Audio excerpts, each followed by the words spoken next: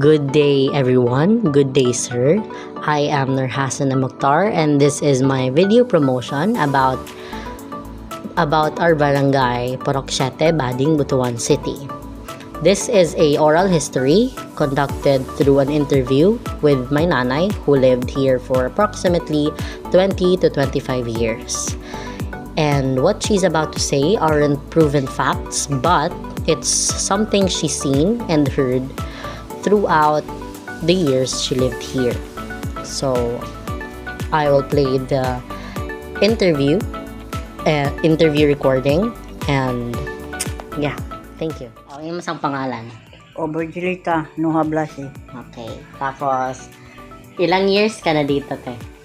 Mga 28 yata. 28 years. So, ang rason ate, bakit ako nag-interview. Oo.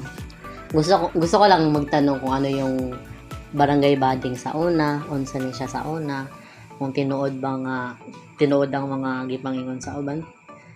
Ano lang yun, hindi kailangan totoo, basta yung mga alam mo lang or yung mga narinig mo. Ano man yun, ang akong na kuan sa una, di ba kaning Purok City sa una, perti pa ba yaning kuan lapo kaayo, unya kanang unsa ning inig maglakaw ka ang lapo na taman, dayon kanang katapos ang kaning gipanganlan nga kaning sa Bading, mao ko nini nga ipanang panganlan og Bading kay daghan kuno yung mga bading na muyo. Inana mao na ako nadungog po dire.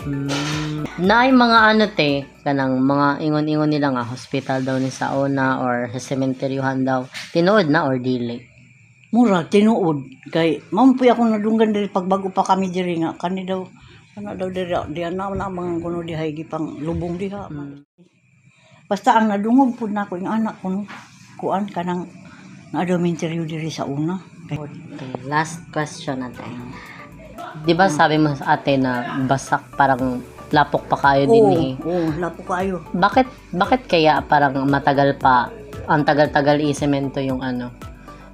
Kuan man kanang mao ko nini nga dugay kuno na simento kay dili mo sugot ang tagiya sa yuta. Kay kibali kaning dire dili kong kibali private. Kibali na ay tag-iya. Kibali na ay tag-iya ba? Nga kuan. Nga yuta mo nang dugay kay sila naka bisag ka na gani. Pati namang hinangyuay nila nga masiminto lamang na diya kay dili mo sugot ang tag-iya nga ibaligya. Gusto ko sa gobyerno nga paliton. Ang pangutana dili mo sugot ang tag-iya.